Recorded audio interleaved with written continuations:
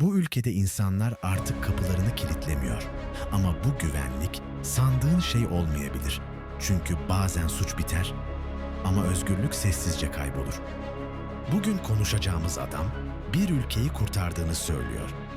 Ama dünya aynı fikirde değil. Nayib Bukele. El Salvador yıllarca dünyanın en tehlikeli ülkelerinden biriydi. Çeteler sokakları yönetiyordu. Devlet vardı ama gücü yoktu. Sonra bir adam geldi. Takım elbise giymeyen, klasik siyaset dili kullanmayan, Twitter'dan ülke yöneten biri. Ama burada dur. Çünkü Bukele klasik bir lider değil. O sistemi içeriden değil, dışarıdan kıran biri. Ve hikaye tam burada başlıyor. Nayib Bukele Filistin kökenli bir ailenin çocuğu. Siyaseti akademilerde öğrenmedi. Genç yaşta reklamcılık yaptı. Yani bir şeyi çok iyi biliyordu. İnsanlar nasıl ikna edilir? Siyasete girdiğinde netti. Bu sistem bozuk. Ve ben onu onarmaya değil, yıkmaya geldim. Ama asıl soru şu, bir sistemi yıkmak kolaydır.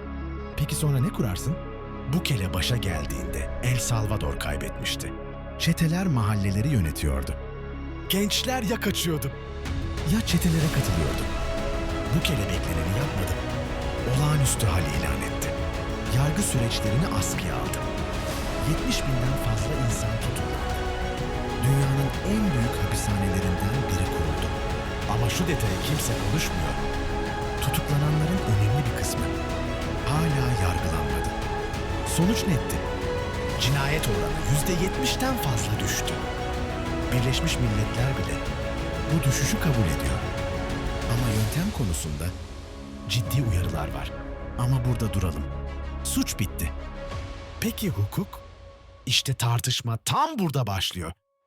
Şunu kendine sor. Güvende olmak için özgürlükten vazgeçer miydin? Bukele sadece sokakları temizlemedi. Dünya finans sistemine de savaş açtı. El Salvador'u dünyanın ilk Bitcoin ülkesi ilan etti. Şehirlerin merkezine Bitcoin ATM'leri kurdu. Halkına kripto cüzdanlar dağıttı. O sadece bir başkan değil, koskoca bir ülkeyi bir kripto laboratuvarına çeviren bir CEO gibi davrandı. Kumarı büyüktü. Ya finansal özgürlük ya da dijital bir iflas. Bukele'yi farklı yapan şey sadece sertliği değil, iletişim tarzı. Basın açıklaması yerine tweet, resmiyet yerine meme, kravat yerine şapka. O diktatörlüğün yazılımını güncelledi. Z kuşağı onu seviyor çünkü. Net konuşuyor.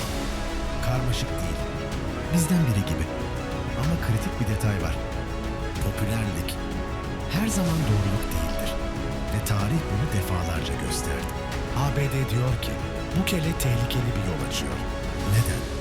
İnsan hakları, susturulan yargı, medya baskısı. Bukele'nin cevabı sert. Beni eleştiren ülkeler kendi sokaklarını koruyamıyor. Bir tarafta düzen, kurallar, demokrasi söylemi. Diğer tarafta güvenlik, kontrol, sonuç ve dünya ikiye bölünüyor. Şimdi en önemli yere geldik. Bukele modeli 3 yola gidebilir. Bir model olur. Latin Amerika'da benzer liderler çıkar.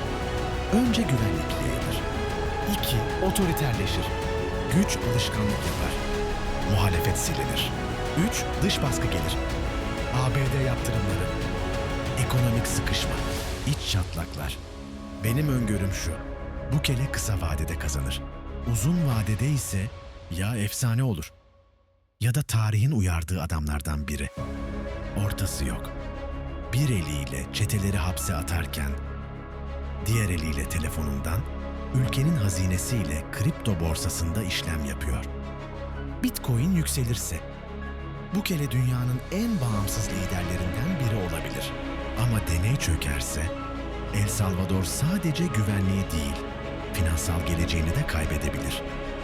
Bukele, barutla blockchain'i aynı potada eritmeye çalışıyor. Nayib Bukele suçu yendi. Ama özgürlük henüz kazanmadı. Benim öngörüm bu. Tarih bu tür liderleri sever. Sonra bedelini hatırlatır. Şimdi karar senin. Deli mi? Dayı mı? Yorumlarda tarafını seç.